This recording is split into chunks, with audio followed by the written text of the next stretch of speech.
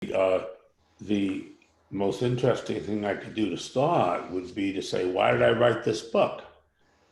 Not only did I write this book, I wrote it twice. Um, Rutgers University Press, my own university press, asked me to write this book. And this was the edition, the cover of the book, which came out in 2008. And then the book that came out this very year, 2020, is this one. That's the only time I think I've ever done that. You know, not so much doing a book twice, but revising a book and expanding it. There were a lot of things to expand it about. One of the things, of course, the big thing was Bridgegate. And there's a major section of the new edition on Bridgegate. And I have some pretty strong feelings about Bridgegate. But how did I get interested in doing this? Well, I grew up as a kid in New York, and I've spent much of my adult life in New Jersey. And the bridge has sort of been the bridge between the two parts of my life. And I've always loved the George Washington Bridge. And so one day I went to the public library, and there was a section on bridges, and they had books on every bridge, but especially on the Brooklyn Bridge. There were 9 books on the Brooklyn Bridge. I have nothing against the Brooklyn Bridge, but since my love is the George Washington Bridge, I wanted to see one book. I wanted to read it. And the research librarian in the Morristown Public Library, I live in Morristown, said, there aren't any books. Nobody's written a book on a George Washington Bridge. Then I checked at Rutgers with the head research person there in the library, and he confirmed that nobody had ever written a book on a George. And so I thought, well, if I want to find out about the George, I'll have to write the book myself. And so that's how it really began. And of course, Rutgers University Press, being the press of the state university, they thought it was great to have a book on the George.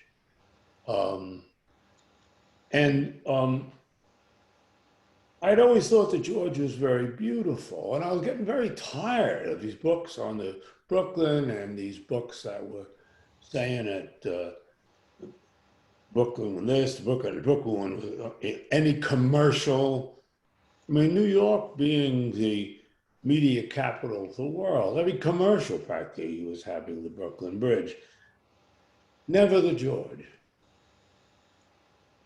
And I thought, that's ridiculous. The George is as important, if not more so, than the Brooklyn. I'm not trying to diminish the work of the Roeblings with the Brooklyn Bridge, but the Brooklyn Bridge is a toy. It's a little bridge, and it's done of, the towers are done of masonry. And here's the George, and it's all steel. And it wasn't supposed to be all steel, and that's one of the most interesting things about it. The guy who built it was a Swiss immigrant whose name was Othmar Ammann. And he lived in Boonton, New Jersey, not far from Morristown, for almost his entire life in the United States. But he not only built the George, he built the Verrazano was his last bridge. The George was his first, the Verrazano was his last. In between, he was the main guy on the Golden Gate and on 6 other bridges I could name. So this guy was perhaps the greatest bridge builder in history. Nobody had ever heard his name. Nobody ever talked about him. And that was another thing that I wanted to talk about him. And I had the great fortune of meeting his daughter, who was a retired pediatrician. And she had been there in 1931 when Franklin Roosevelt and Harry Moore, the New Jersey governor, had their opening of the George. And her father was terribly upset. He was very angry and sad. And so everybody said, why are you so sad? They're inaugurating your bridge. He said, because it isn't finished. It's only the skeleton of the bridge. What happened was in 1931, the Depression was so strong, and Franklin Roosevelt actually said, well, does it work? And he said, yeah, it'll work, but all of the decorative elements aren't on it. And let me describe what they were going to do. They were going, and that's why the George is such a massive and powerful structure. And by the way, when they built it, finished it in 1931, it would be 31 years later when they put on the lower deck in 62. And most engineers believe the George is built so strongly, it could take a third deck. The problem would be, of course, approaches. How do you build the approaches? You have to knock down the town of Fort Lee and a whole lot of Manhattan to do it. So I don't think this will ever happen, but it's believed it would be strong enough. Now, why is it built so strong? It's built more strongly perhaps than any bridge in the world. It was built so strongly because what Amen wanted to do was to encase the towers in concrete and then face them in granite. He wanted to build, in a sense, a big bridge that looked like the Brooklyn, that it looked like it was masonry, that is stone, even though it was a steel structure. And he felt at the opening, oh my goodness, it's only the skeleton of my bridge. Later in life, he had come to believe it was his favorite bridge. But that was partly because all of the great modern architects loved the bridge. They thought the Brooklyn Bridge was sort of nothing. The Brooklyn Bridge was a medieval bridge. It has Gothic towers and again, I don't mean to demean the Brooklyn. The Brooklyn was certainly an accomplishment as well. But the modern architecture, architects and engineers loved the George because they thought it was the perfect embodiment of form following function. They didn't, this was the modern idea, no decorative details. The beauty will be in the structure itself and in seeing how the structure works, to be able to see it, to be able to figure it out just by looking at it, which is true of other suspension bridges as well. And let's remember, this is a suspension bridge, okay? And again, you know, these covers are, this is the night picture and this is the day picture of the new edition. The steel is what you're looking at. And nobody thought of steel as beautiful or as potentially beautiful. They thought of steel as, well, it's an industrial thing. You build it of steel because it's strong, but then you cover up the steel. And because there was no money, they couldn't and didn't cover up the steel. And so, what a lucky thing. And by the way, the bridge was, does this ever happen with other projects? It was finished 1 year early at several $1 million under budget because they did not put on these concrete envelopes on these towers, and they didn't put on the granite, and that would have taken that extra year.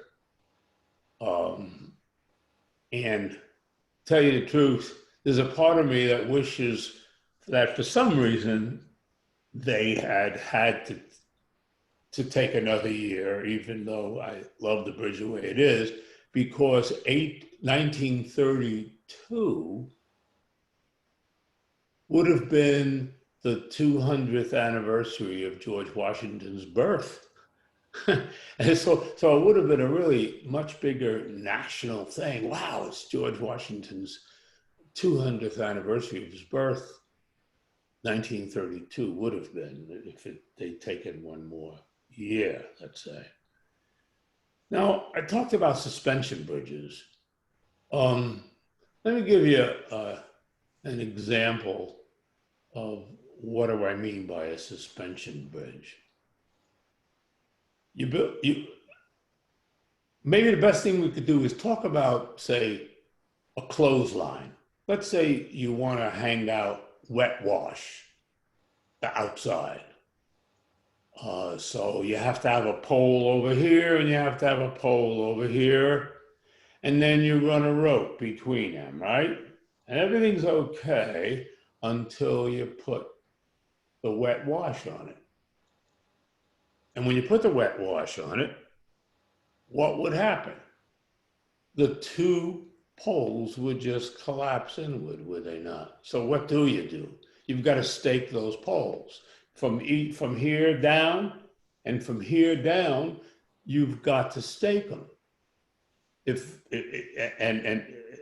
Have a rope going down and then have a stake and the same thing putting up a volleyball net. But in any case, you'd have to stake them. Well, the way the George is built is exactly that way. It's built exactly like a clothesline that's staked. Because you have the two towers, these giant, massive towers. And again, so massive, so strong, built that way to take all the concrete and stone that was supposed to go on it. And by the way, it would have been another bad idea for putting on the stone would have been the following. The George isn't in fresh water, it's in an estuary, it's half salt. It's half ocean water and half fresh water. And when you're in salt air, what do? You get rust. And if they had covered up the towers, they never could have told where the rust was. And they would have eventually had to rip the I don't even know how they would have gotten it off there. It would have had to get all the granite off there and all the concrete off there so that they could see when repairs were necessary. So even from a practical point of view, encasing the towers that way wouldn't have made any sense. But again, it was Armand to build this idea. I want to build me a big Brooklyn Bridge. I want to outstrip the Roeblings by building something that looks like the Brooklyn Bridge, except it's much, much bigger. So I really enjoyed just hanging out on the bridge when I wrote this book. And the police all got to know me because when there's somebody hanging out on the bridge, they're afraid somebody's going to jump off. At first, I had several conversations with different policemen until they all knew who I was and why I was on the bridge, talking to people as they came by. And that was interesting too, because the ethnicity, the population of Fort Lee is so largely Korean American, and the population of Washington Heights is almost entirely Dominican. And I'd be on there and all these Dominican Americans would be coming past me. And I do speak Spanish, so that was neat, coming past me on the way to jobs in Fort Lee, and the Koreans are all coming past me to go to jobs in Manhattan, not to mention the people who commute to work in Manhattan on their bicycles. You know, if you've never walked across the George Washington Bridge, let me urge you to do it. It's one of the most fun things to do. In fact, you can go, say you're doing something in Manhattan, you got tickets to a show, or you're going to dinner, or both. You can go to Fort Lee and park for $5 instead of crossing the bridge and parking for $35. And then you can have the adventure of walking across the bridge, where you have this marvelous view of Manhattan all the way. And on the way back, by the way, you'll have the wonderful view of the Palisades. And you get across the bridge, and then you go into the bus station. There is a bus station, by the way. I didn't know this before I started writing this book. There's a bus station. If you're going across the bridge, if you look to the right, there's a ramp, and you'll see an occasional bus going up that ramp. That's for people from New Jersey who are commuting to work in New York, but they're not going to the big Port Authority bus terminal down on between 7th and 8th Avenue down on around 41st Street. They're going to this little, small, well, isn't that small, bus station at the end of the bridge. And if you walked across the bridge, you could then go into the bus station, and you could go downstairs and get on the A train. And you could, remember that wonderful jazz song, Let's All Take the A Train? Well, you could then take the A train downtown, go to your show. You'd have saved $30 on your parking, and you'd have the adventure of walking across the bridge. And when your evening was over, you could come back to the bridge on the A train and walk across again and get in your car and go home.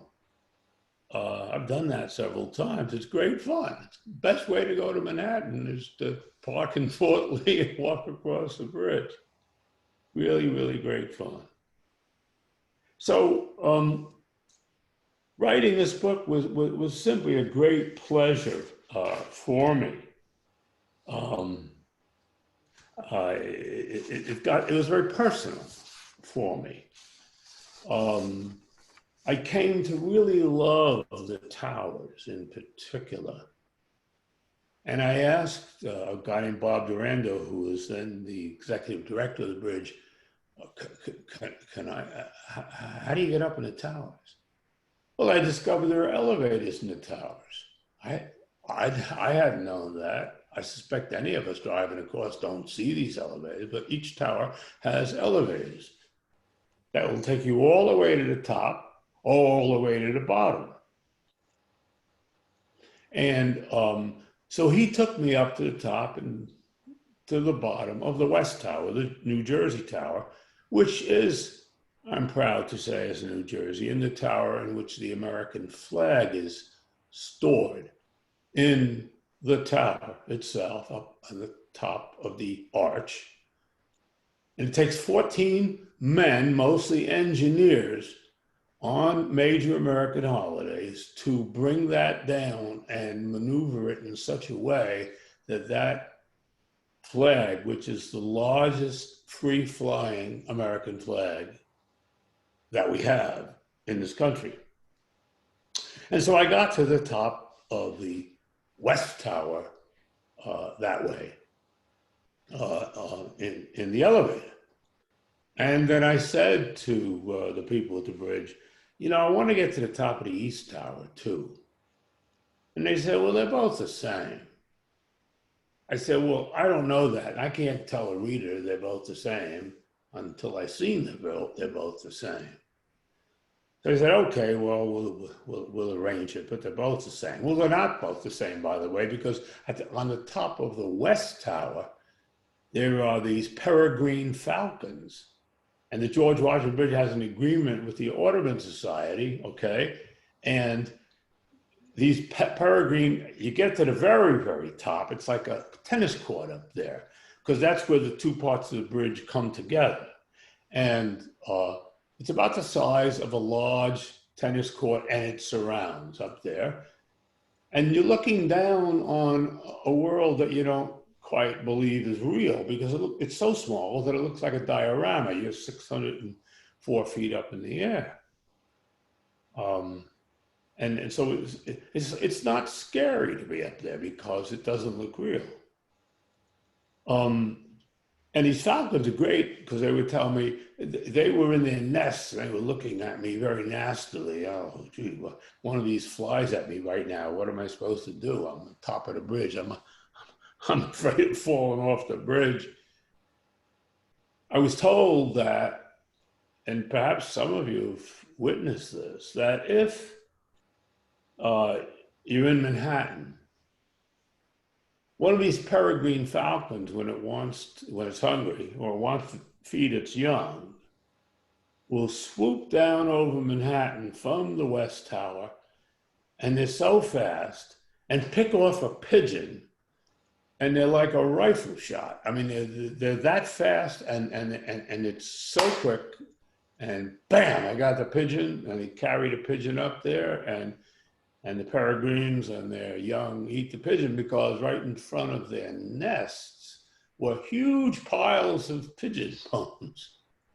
I didn't want to add to the pile of bones. And the peregrine falcons aren't on top of the East Tower. And there are many other differences as well, which I talk about in the book. But here's the fun part. They finally said, okay, we'll let you go to the top of the East Tower also. So I arrived. They said, could you come tomorrow? I said, I'm coming. I forget what I canceled, but I was going. And I went there, and there were 4 police officers waiting for me. And these weren't regular police officers. These were special unit police officers, special unit of the Port Authority that are part of the security of the President of the United States when that person comes to New York City. They're really like Army Rangers and Navy SEALs. They're very different than other policemen. And they were waiting for me, and I couldn't figure out why are they waiting for me? I don't need any policeman. I just need somebody to get me in the elevator to the East Tower. And outside, they had 2 Humvee-like vehicles. And I got into one with 2 of the guys. The other 2 guys got in the other one. And I looked in the back, and there was heavy artillery back there. I couldn't believe it. Bazookas and things like that were back there. And we drove towards Manhattan, and they got to a place where you see a break in the concrete wall, or the Jersey barrier, as it's known around the world, these concrete dividers. There was a break, and if you or I try to drive through there to turn around on the bridge, we'd probably get killed by the traffic coming out of Manhattan, or the police would arrest us, or both. And the 2 guys in the front vehicle got out and went in there and stopped all of the traffic coming out of Manhattan on my behalf. It was really funny. And then we drove through and we parked not by the East or New York Tower. We parked by the huge cables. There were 4 big cables, AB on the south side, CD on the north side. We're on the north side now, of course, and we parked on the tower number C. You wouldn't, tower number D and number A have the beautiful lights, these beautiful green lights that you see at night. Okay. The other 2 towers don't have lights, but the stringer cables, which are the ones that come up and wrap around and are attached to the top, and then they come down, and they're what's holding up the roadways. And by the way, these cables are so strong that when they put on the lower deck, they didn't have to do any cabling. They just bolted it to the upper deck. So anyway, I kept wondering, well, why did they stop by the cable? Why didn't they go to the tower? That's where the elevator was. And I got out of the truck, or whatever you could call it, and they began to put all kinds of gear on me. And I said, gee, I don't need this. We're just going, I was thinking, we're just going up in the elevator. I've been up in the other elevator. Why are they putting this on me? All kinds of special gear, pants and jacket and a hard hat, no less, and all kinds of strange gear. And I said to one of the policemen, Sergeant Cottrell, I said, oh, what's this for? He said, didn't you want to go up? I said, yeah. I said, oh, well, you got to wear the stuff. You're going to go up. I said, oh, okay. I didn't get it. They opened the gate to the cables, cable C and D. And we got on cable C. And we started climbing. And I thought, holy mackerel. This is what they mean by we're going up. I mean, if they'd asked me the day before, would you like to climb up there? I would have said, what are you, crazy? I don't want to climb up there. Actually, I discovered anybody could climb up there. It's not that hard, as long as you don't have a phobia about heights. I mean, we're all scared a little bit of heights. But now I was going 604 feet up in the air, but on a cable, on one of the big cables. In fact, this picture, I hope you can see it, that shows me on the cable with two policemen behind me and two in front of me. In fact, it was a lucky thing because there's signs all over the George Washington Bridge since 9/11 saying no picture taking, but I had in my pocket a little throwaway, I don't even know if they have them anymore, those drugstore cameras that cost you $5, $6 and stuff gets developed and then you get the pictures made and you throw it away. I handed it to the guys in front of me. Would they take a picture? Would they take? And they took a series of pictures, and this one is the one that's in the book. So then there was a door to the tower, but it was locked. And the lieutenant who was behind me, behind the sergeant, began to curse and yell and got on the phone and said, we're up here with Mr. Rockland and the door is locked. And he said, oh yeah, we blew it. We totally forgot. And we'll be right there. We'll be there in about 10 minutes. And we'd already been standing there 5 minutes, and up there, it's very different. First of all, it's freezing. It was freezing cold up there. The wind was blowing like crazy. And then, to complicate things even more, a helicopter with Port Authority written on it came up and began to circle the tower, going around us. I thought, what is this, Vietnam? Are we about to be strafed? What is this? And I asked the sergeant behind me, and he said, oh yeah, we forgot to tell them we were coming up here, so they have to check to make sure we're not coming up here to blow up the bridge or some kind of thing like that. So it turned out to be a wonderful adventure. One of my favorite things I've ever done, even though I was scared. By the way, in the beginning, when I was about, maybe 50 feet up, Sergeant Cottrell behind me said, Mr. Rockland, you okay? I said, oh yeah, I'm okay. Because if you're not okay, we can turn around. I said, well, how do we turn around? I was scared enough staying straight, but turning around didn't seem like such a great idea. And by the way, what's holding you on is you're on this giant cable that's about this much in diameter, okay? Big thing.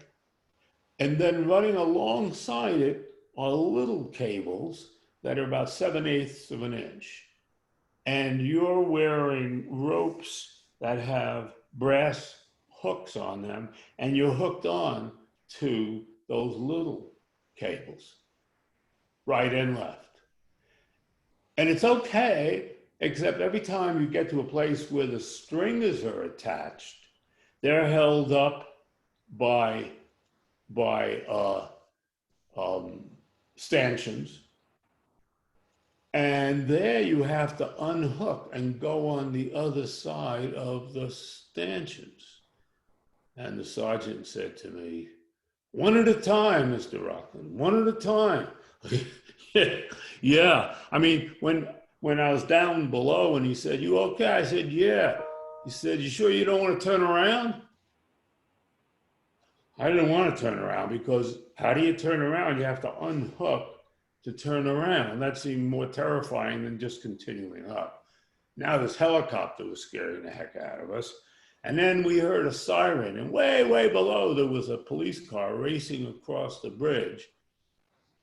That was the guy who was supposed to have been there to let us in. And he pulled up next to the tower. We could see him down below. And pretty soon he'd come up in the elevator and he let us in. So that was one of my great adventures that I had on this.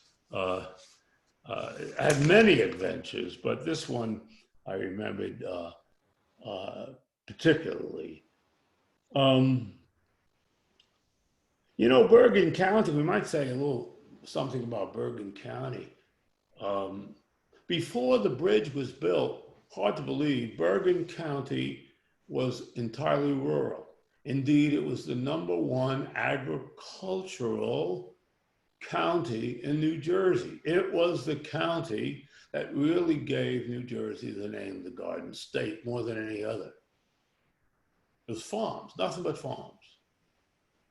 And I was aware of this because growing up as a kid in the Bronx, these horses and wagons would come across the George Washington Bridge. The farmers would come across with horses and wagons. There was a whole struggle and debate. What do you charge for a horse and wagon as opposed to a car or a motorcycle or truck or whatever? That's a whole other story. They'd come into our neighborhood in the Bronx, and they'd yell up, "Fresh produce from New Jersey," or whatever. And my mother always would go downstairs and from our apartment building and buy from these people. And also the people were bringing eggs over, and there were other people bringing milk over. And so much of what we ate, the milk, certainly the eggs, and all of the fruits and vegetables were coming over from New Jersey on these horses and wagons, which was kind of neat. And they were coming from Bergen County. There's another subject that I wanted to mention to you, because I could talk about the bridge forever. I hope you'll read the book someday, and if any of you want a signed copy, you can just send me an email and I'll sign it and send it off to you, and it'll cost you less than it costs in the store, because I get them for less, and I don't want to make money on you. I'm just happy to have you read it. Anyway, I want to talk for a moment about how I write, because I thought that might interest you. The new edition of the George Washington Bridge came out in January. For the last 3 years, I was working on it, and I was working on this. This is a novel. I just got my own copy yesterday. Okay? Notice the title, Married to Hitler. It's got nothing to do with marrying Hitler. This woman who's on is not about to marry Hitler. It's not about Eva Braun. if I got talking about it, it would take forever. And the subject really is the George Washington Bridge. But I wanted to explain to you why I write the way I do, which is I usually work on 2 books at the same time. And usually it's one's fiction and one's nonfiction. And people often say to me, how do you do that?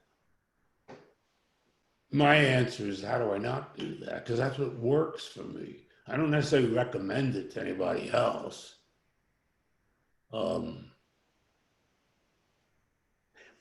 When I'm working on one project, and you may find this is true of yourself as well, when I'm working on one thing, I'm obsessed by that one thing. And I'm not at my creative best. I'm worrying, well, how do I get this thing right? How do I get this thing right? When I'm working on 2 things, and I don't mean just books, let's say fixing something in my house. I love when there's 2 things. If there's 2 things, it gets fixed. If there's one thing, I blow it. And that's true of my writing as well. I have project A and project B. And when one of them is nonfiction and one of them is fiction, they are almost 2 different art forms at the same time. And what they do is they help me to relax. I don't have all my eggs in one basket. In fact, it's while I'm working on project B that I get all my good ideas for project A. Not while I'm working on A. While I'm working on A, I'm obsessing over A. Oh gosh, what am I gonna do? Well, I'll be working on B. I'll get 5 or 10 great ideas for A, and I'll write them down. The next day I'm going to work on A, and now I know the stuff I'm going to put into A, and vice versa. I don't know if anybody else works this way. It works for me. Because I stay loose. All my eggs aren't in one single basket. I'm not worrying. Worry is what interferes with creativity. And when you're writing fiction, it's a whole different ballgame, really, because especially in fiction, but it's true in nonfiction as well to a certain extent, but in fiction, the people that are in the story, you have to believe that you are them. I like to call it acting on paper. This novel, as I say, just came out, so I don't know how it's going to do with the critics and how it's going to do in terms of people liking it or not. I like it, but and my publisher likes it, but that's 2. And I think my wife likes it too. She doesn't like the cover though. She thinks it's too sexy, but I don't know. But anyway.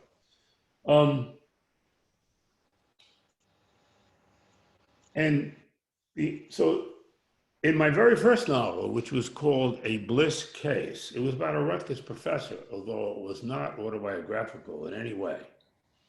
And it's told by 3 generations of women, a grandma, mother, daughter, and a gay professor of English in the English department at Rutgers University.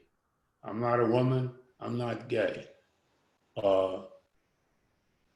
But for the purposes of writing that, I had to believe, I did act in one movie one time and discovered that I'm no actor. I mean, I play a character that's essentially myself, so I can do a pretty good imitation of myself. But so there's this novel told by 3 women and this gay 6'5" English professor. And they're all telling the story about this 5th person. They're telling their version of the 5th person. It was only after I published the novel And it did very well, but I was very proud because I don't want to boast, but the Times put it on the best book of the year list. And it was my first novel. Wow, holy mackerel. They picked 50 best books of the year. Now they pick 100. So it was 50 then. So I was even more select. So um, I'd wake up in the morning, and I was also working at the same time on a book with a colleague and friend who's in my department at Rutgers, Angus Gillespie. It was his idea to write a book on the Jersey Turnpike called Looking for America on the New Jersey Turnpike. And that title, Looking for America, comes from Paul Simon's song called America. And the last line that goes, counting the cars on the New Jersey Turnpike, they all came to look for America. That's where the title came from. And so I not only am writing another book, I'm writing another book with somebody else, which is in some ways twice as hard as writing it by yourself, because you're like two horses hitched to the same wagon. And one wants to go this way and one wants to go that way.